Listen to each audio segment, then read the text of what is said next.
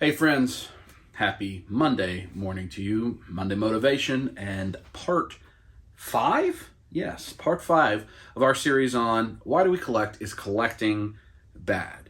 And before we go any further, I want to give an update. I think all of the videos have posted. Yeah, as I'm filming this, every video is posted so far. So I want to thank you all. These reviews are getting quite a bit of engagement, lots of comments, lengthy comments, likes. I really appreciate it. And more than anything, I'm just glad that it's resonating with you. It gives you something to talk about, to think about, and to challenge yourself with. And a lot of people have given good ideas about things that they'd like to see us talk further about. So today we're going to talk about FOMO and a sense of urgency. That's today's topic. But we've added some topics as we continue in this series, where we're going to talk about, is this hoarding? Do we keep boxes? Do we keep things in boxes? Do you display it? Do you not display it? Do you just have it in tubs? Are things falling over driving you crazy? Like that aspect of, all right, you've decided to collect and you've decided to buy, but what do you do with it? And is that the right way to do it? We're going to talk about a comment that you see the most is, it's only bad if you're neglecting your family or you're neglecting your finances or your bills. What does that actually mean? I agree with that statement. It's becomes bad if you're neglecting your other responsibilities. But what does neglecting responsibilities mean? It's just all of us are very easy to justify that we're not doing that. We're not neglecting responsibilities. But what does that truly mean? It's a topic to discuss. What do the other people in your life think? Doesn't matter what they think. What do they truly think? I think that's a good topic. Somebody requested that. Like, what about your significant others, your family? What is their role? What is their impact on collecting? Another good topic, is there an end point in collecting? Do you always collect, or can you finish a collection? Another good topic to discuss. And then we'll have a wrap up to the is collecting bad, and maybe we'll add some more weeks in the meantime if some other good topics come out. But I think that's a good one.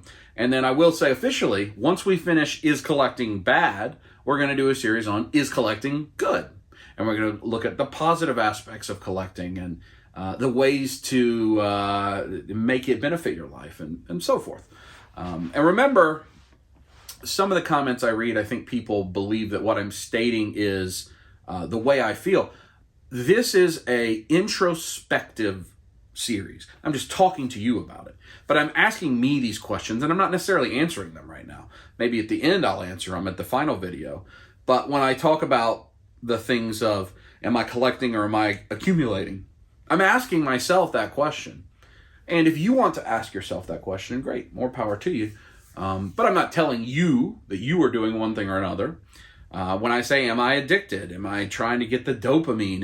Is it becoming overwhelming? Is it stressful? I'm asking myself that without necessarily answering it, because this is a long form series to truly dive into the thoughts and aspects around collecting and the things that can take over if we're not careful.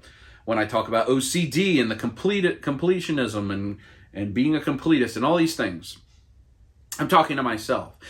Why am I doing that? How did that happen? Why do I break the rules of collecting, my own rules? When I talk about the influence of Saturday morning cartoons, again, me, how did that impact me? A lot of you are like, well, no, that didn't happen to me, and maybe I wasn't a child of the 80s, maybe I was a child of younger, maybe I view Saturday morning cartoons differently. All that's fine.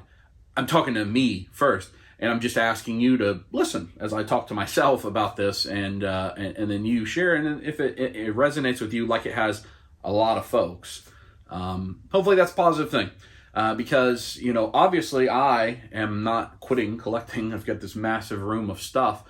Behind you right now is a whole bunch of stuff that we're selling on eBay, so please check the eBay store. There is tons of stuff for sale, and I'm trying to find, for most of this stuff, it's the cheapest price available on eBay. Some of the figures that I have down for $3, $5, $10, I'm only going to leave them up for a week, and then I'm probably just going to take them, sell them to Second Chance or somewhere like that, get them out of here. So if you want any of that, look quick. Certainly I'll combine shipping for you. Once you buy the stuff, I'll refund you any overpayment. But we're just trying to get out. We're almost out of the storage unit, which is a big thing we talked about before. Like, why am I taking up space and paying for space for this? So probably in an upcoming Life with the Dubs, I'll show you what behind you looks like, as kind of set up a temporary inventory storage system for selling on eBay, and the eBay store is in the link below. But let's get to our topic today. Is collecting bad? Do I have FOMO? Why do I have FOMO? What does FOMO mean? The fear of missing out. The fear of missing out. And, none of this am I doing deep research. I'm not spending hundreds of hours, even scores of hours, tens of hours on research. I'm spending an hour or two. I don't have that kind of time. And I'm usually using generally accepted understandings of these events, things that are broadly understood to be close enough to being correct. Because, again, it's not about the historical accuracy or whatever, about the definition of a thing or what year it was defined. It's more of asking yourself the question, right? So, FOMO, fear of missing out. Here's some definition type terms around it. Anxiety that an exciting or interesting event may currently be happening somewhere else, often aroused by posts seen on social media. So I remember first using the term FOMO maybe 10 years ago, 8 years ago, and it was often, I would relate it to Victoria. So Victoria was in college at the time, and maybe she was in grad school at this time, and we would be doing events. We'd go to Dragon Con or somebody's birthday party or a Halloween party or whatever. And Victoria wouldn't be able to come because she'd be in college. She'd be in grad school. She'd have events to do. And you could tell that FOMO, the fear of missing out, the anxiety of not being able to be at a thing, would impact her leading up to the event. And even at the event, she wouldn't, I would try not to post as much on Facebook that we're having fun because I didn't want to make her feel anxiety, that she wasn't there, that she missed out on a fun event. Anxiety that an exciting or interesting event may currently be happening elsewhere, often aroused by posts seen on social media. And that's the earliest definition I can find of this. This is not a super old term. It's very much the social media age term. But notice it's talking about an event. I'm missing out on something that's going on right now. The fear of missing out is an emotional response to the belief that other people are living better, more satisfying lives, or that important opportunities are being missed. That's an interesting statement. The belief that an emotional response to the belief that other people are living better, more satisfying lives, or the important opportunities are being missed. FOMO often leads to feelings of unease, dissatisfaction, depression, and stress. I think a lot of us can relate to that, that we feel something of that, unease, dissatisfaction, depression, or stress, when we do miss out, or we believe we're going to miss out. And we're going to talk a lot about that as we go forward. But let's continue on some definitions. So why does FOMO happen? What is actually happening in our bodies, right? What is it? It's generated by the amygdala, part of the brain that detects whether or not something is a threat to our survival. So we have this part of our brain that is the warning system, the early warning system, that says that is a threat to me. I have to be alert to that. It's the part of the brain that detects whether or not something is a threat to survival.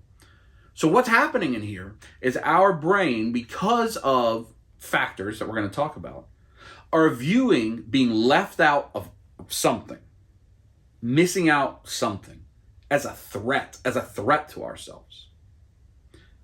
When we think about it like that, when I think about it like that, that's ridiculous. That if I am experiencing FOMO, a good thing right now is the Sky Striker. I just had 5 arrive at my door. They will be for sale on eBay, at least some of them. I don't know how many I'm going to keep, but I won't keep 5. And a lot of people are seeing people post the unboxings, the reviews, it looks really good, and they have FOMO. And they're trying to buy them. And if you have that, you can buy it from me. Because they want it and it looks so good, and I don't want to miss out on the HasLab Sky Striker that I could have paid whatever the price was a year ago, but now I've got to pay whatever the new price is because today's price is not yesterday's price. And I'm scared. I'm viewing it as a threat to my survival if I don't have that Sky Striker. Now, I don't think anyone is actually processing it that way, saying this is a threat to my survival if I don't have a toy. But our brain is processing it that way sometimes. And that's what's triggering these feelings, this dissatisfaction, depression, stress. Is that good? Those are bad feelings. Those are feelings we try to avoid, right? I know I do, at least. So why does it happen? It's being, your brain is viewing something as a threat. Smartphones and social media have drastically escalated the occurrence of FOMO. Why? Because before smartphones and social media and the internet abroad, you didn't really know what someone else had or was doing. People are comparing themselves to others online all the time, and they view that as the mark of a good life. When I was researching this, one thing I decided is I need to stop posting haul pictures on Instagram and on Facebook. I've been known for posting big dubs, big hauls for 5, 6, 7 years. On Instagram, on Facebook, whatever. And I never viewed that as a, look at me, look how great my life was. That wasn't my intention. I was excited about my stuff. Hey, I got this stuff. Look, I got all this stuff at once. Look, I negotiated a deal at a swap meet and got 8 hot toys at once and got a great deal. And I don't know, you share it on social media. Why do we share it on social media? I don't have a good answer for that, right? I don't know why. That's what we as a society started doing. Sharing our things on social media. If you go back and watch Thor Ragnarok and the part where the girls come in when Heimdall's gone from the Bifrost, and he says, "Look, my stuff." He just has all his stuff that he's gotten. It's just, here, look at it, ladies. Feast your eyes, right? That's what it is.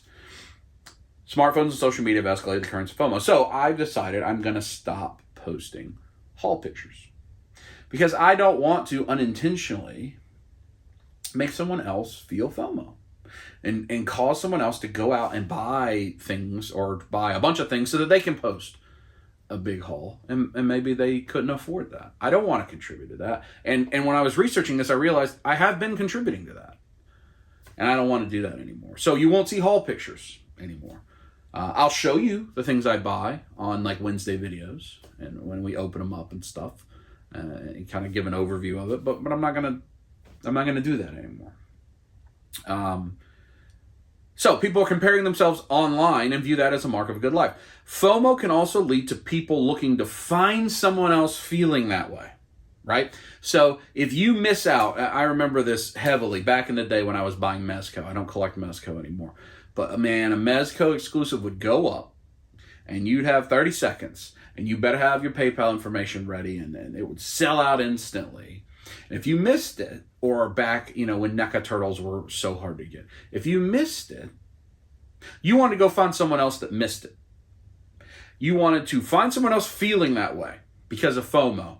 And that leads in a vicious circle where you go back to groups and comments and you commiserate with others. And, oh, NECA sucks and their pre-order system is terrible. Because of that, if you think about it, social media is both a cause of FOMO and an effect of FOMO. It helps cause FOMO because you see Big Dub post his haul and you say, I want that Mezco toy. I'm going to get it when it goes up for order again. And then it goes up for order again and you miss it. And because you have FOMO, the effect of it is you go back to social media and complain. And how dare Mezco? The fear of missing out with social media and with people like me, and I don't have a very big reach on YouTube, but some people have a much bigger reach. Influencers, and I'll probably have a sponsored video come up soon from a new company that they're asking me to be an influencer for them. And I have only brought you in any type of sponsored video things that I also spend my own money on and purchased on. This will be the first company I've never spent money on because I didn't know they existed. And they're sending me something, and you'll see that in a future video. But I've tried not to influence you to purchase a thing that I wasn't also purchasing of my own money, not just being given. But they use influencers for FOMO. We had a relationship with Big Bad Toy Store last year for Beat Up Fit. We don't have it anymore. That was just for Beat Up Fit.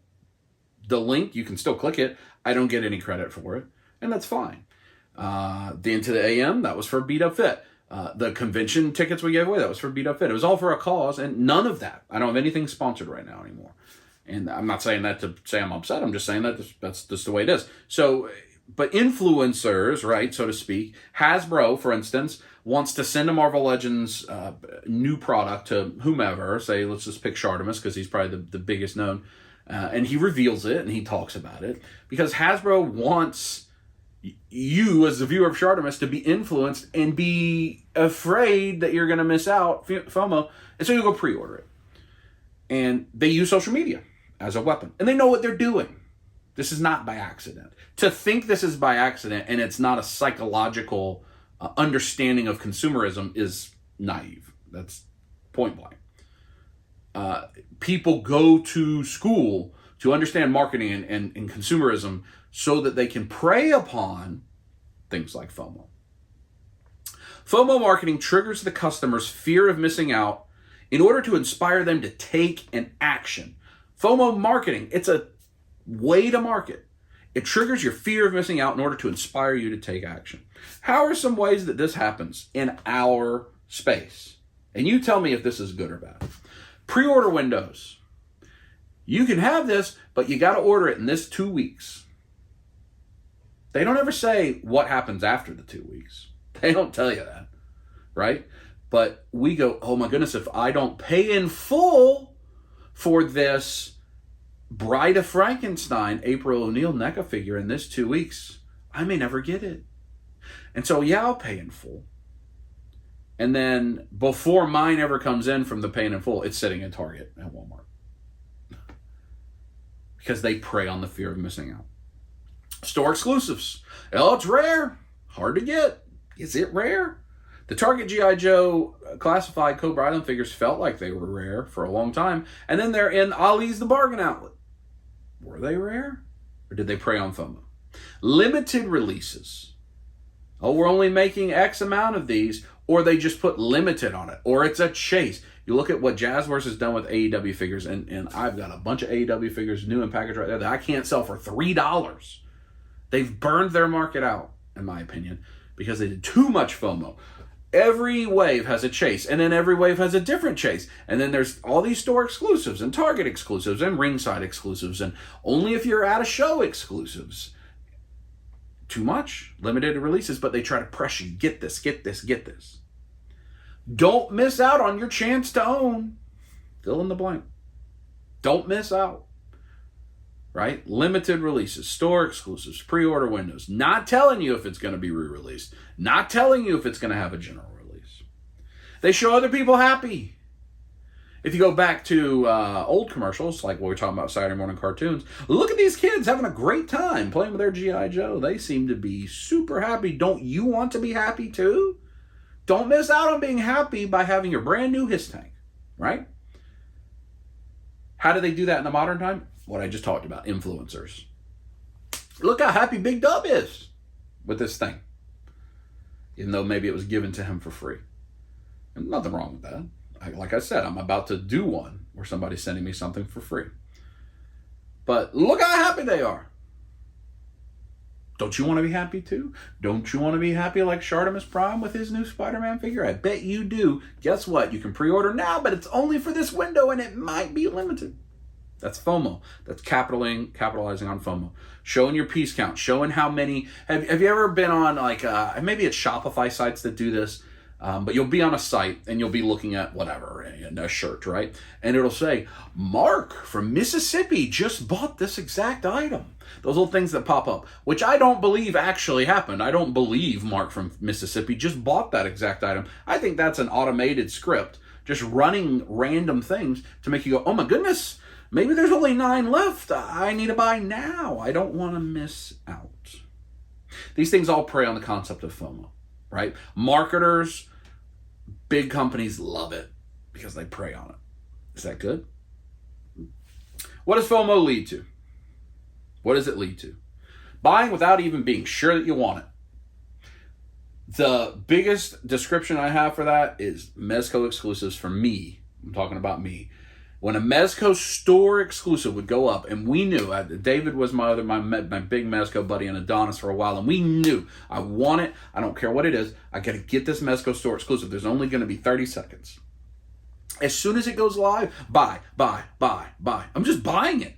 I don't even have a chance to look at the pictures to see if I actually want it. And very often, they never put any pictures up ahead of time. It's just Sovereign Knight Batman, Mezco exclusive, going on sale Friday at noon. As soon as that button, click it, pay. And then you go back and you look through it and you go, wait, this thing was $190. What do I don't want 6 t-shirts. I don't want this. It happens with lots of store exclusives like that. So you buy something, you're not even sure if you want it, but you don't want to miss out. I know a lot of my friends right? I'll talk about David because I know this wouldn't hurt his feelings. He picked up the giant turtles that are in stores right now at Target, I think. Because I may want them and I may never see him again. He had them in his trunk, and he was over here the other day and we were looking at him. He's like, I don't want these. Why did I buy these? And he can just return them. But the FOMO made him buy them without even looking, without even being sure that you want it. What does FOMO also lead to? Buying things months or years in advance. I hate that we have to pre-order all this stuff these days. I'm trying not to. If you look at my Big Bad Toy Store link, it says orders in the last 30 days. It's one single order in the last 30 days, and it is a thing for one of the girls that I know if I don't pre-order, it will sell out. There's only one. That number used to be 30 or 40 every 30 days. My pre-order is still high. It's like 150 things I pre-ordered through Big Bad. That number used to be 300, 400. I've canceled a ton. And, it's that many because it's all the Super 7 figures I want, G.I. Joe Classified, and that stuff adds up. But why am I having to pre-order stuff that's going to be in Walmart? Do I have to, right? Or is FOMO telling me I should? So I don't miss out. What if I never find it at Target? Even though G.I. Joe's been very easy to find at Walmart and Target recently. And in some of these cases, you're paying for it months or years in advance. I go back to the Bride of Frankenstein April. NECA put it up for pre-order, and I bought it through them, and I paid for it in full like 9 months before it came out. And by the time I found it, I could have already got it cheaper at Target, but they had my money for 9 months. But I don't want to miss out. Is that good? You also buy things and you don't do anything with it, right? You buy it just in case. All this stuff that I'm talking about on eBay, I've got a bunch of Action Force on eBay. I did not know whether I wanted to collect Action Force or not when they started going up. So I had all of Wave 1 in duplicate and all of Wave 2 in duplicate pre-ordered.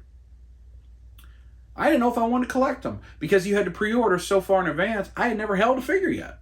I have since decided, even though I think they're great figures, actually. I think Bobby's doing a great job on that line. They're not for me. G.I. Joe Classified is too big. I don't have room for any other military figures. And I just don't need another line. And so I'm selling them. I've got like 100 that I have to sell that I have had for like a year. Just sitting in a storage unit, costing me money. Because I bought them just in case I may want them. And if I do want them, I don't want to miss out. Right? Those are behaviors that FOMO gets us to do. I am admitting that I have done all of those behaviors. Have you? Is that good? It didn't used to be like this as recent as just a few years ago, right? We used to all hunt people like myself or Josh or Seth.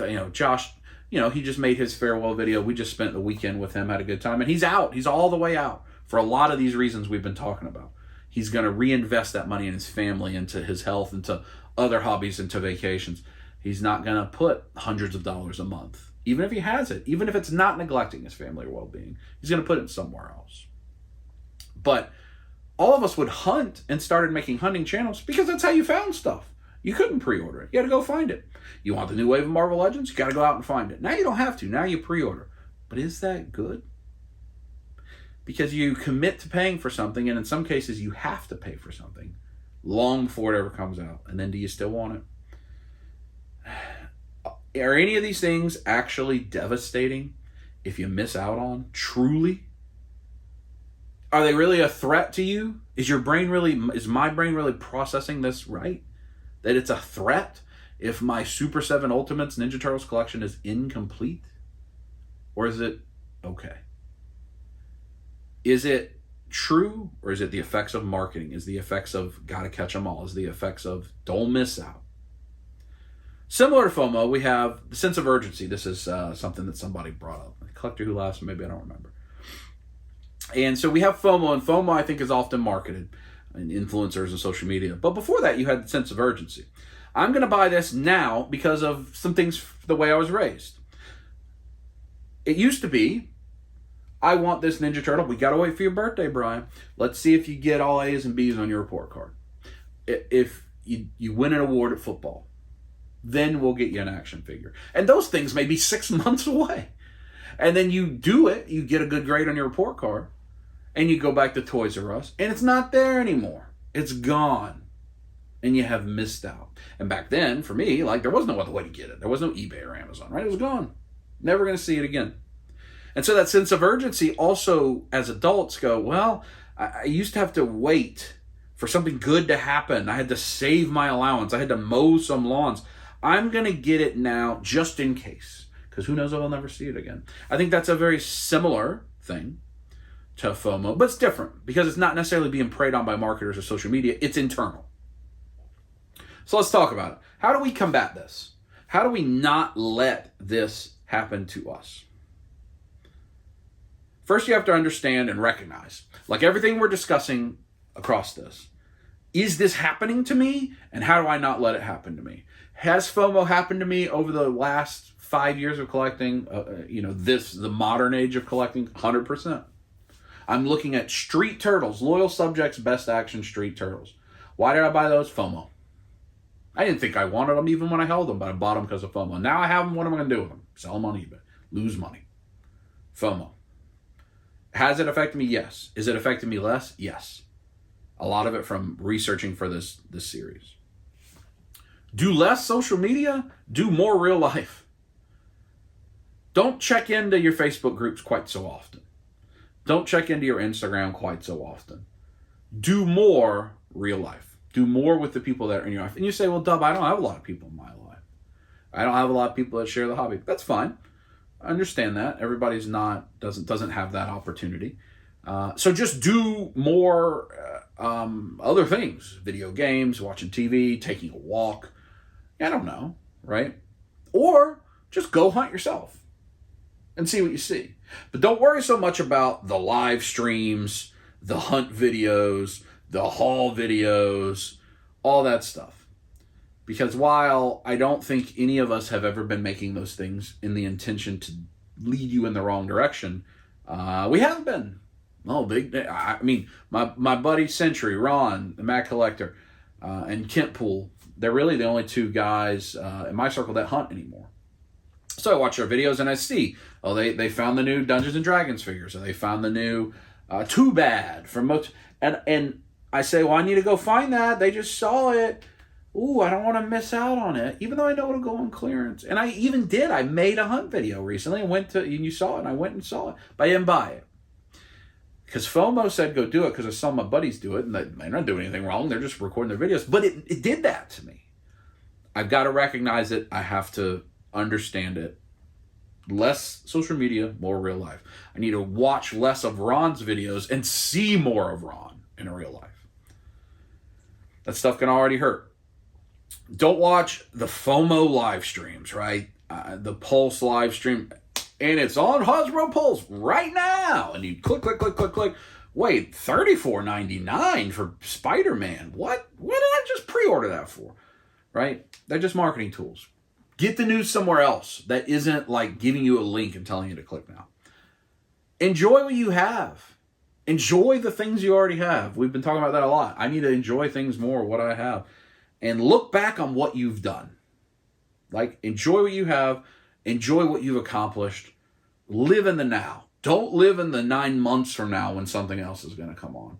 Don't be afraid of missing something. Enjoy what you have today. Enjoy what you've already accomplished. FOMO was originally called FOBO. Fear of a better option. That was the original way it was used. Fear of a better option. It came from the fear of committing to a thing in case a better thing came up. I think this was a college study that did that. And so they would say, college students would have trouble. Are you going to go to the football game tonight? Are you going to go to the party tonight? I don't think I'm going to go to the football game. Don't you want to go? Yeah, well, yeah, I do. Well, why aren't you going to go? Well, somebody else may invite me to something I like better. And if I've already committed to this, what happens to this, right? Go back a simple example. You're gonna go to a prom and somebody asks you, or you ask somebody to a prom, but you really hope this other person asks you to a prom. And so you say no to this person, hoping that this person does. And they never do. And then you just miss out. That was fear of a better option. And then it evolved from fear of committing to an event in case a better event came up to the fear of missing out on something unknown. The best experiences we have are the ones we actually experience because we want to and we're with people we care about. They're not the experiences that we pre-order. They're the ones we do today with the people we're with today. Those will always be the best things. FOMO is stress. Completionism is stress. OCD brings stress. Trying to go find a thing is stress. The way that a lot of us collect or are told to collect is stressful. Is that good? This is a hard topic, but a topic I think we all understand.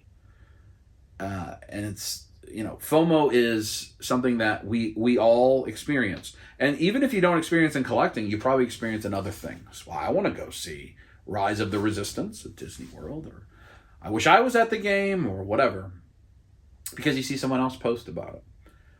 So when you think about that, and you think about FOMO, and it's easy to say and put in a comment, I never let FOMO influence me. I only buy the things I want when I want them. Maybe that's true. If your room looks like this, it isn't true. Period. I have trouble believing that there wasn't some sort of influence to buy things that you maybe weren't sure you wanted ahead of time. Because I look around this room, there's a lot of things in here that would I have bought if I would have just waited? Probably not. Probably not. And that can be true every time I've cycled through the collection. So think about FOMO. Think about this topic. Think about how it influences you. Is it good or not?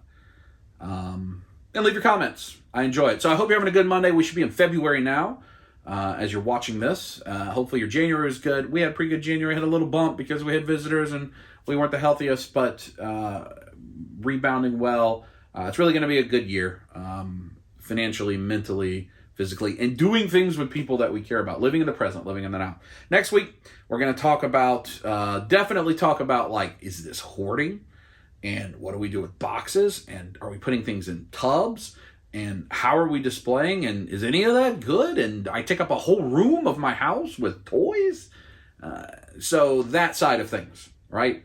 The displaying and the storage and all of that, which is a big part of collecting that rarely gets talked about. So look forward to that next week. Again, thank you for your viewership and more than anything, your engagement with the series. And I'll talk to you next week.